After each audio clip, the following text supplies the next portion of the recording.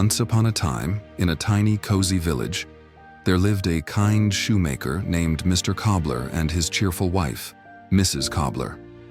They had a little shop filled with leather and shoe tools, but alas, they were very poor.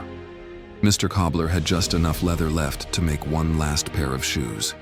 That night, Mr. Cobbler cut his leather and laid it out, ready to be made into shoes the next day. Tired, he went to bed, wondering what tomorrow would bring.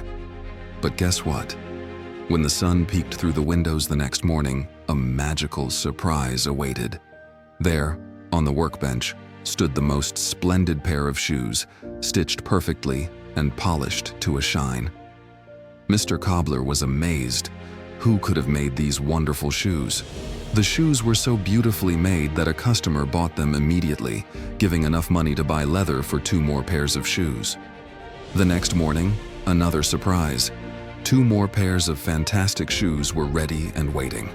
This went on night after night, and soon, the news of these incredible shoes spread throughout the village, making Mr. and Mrs. Cobbler's shop the most popular one around.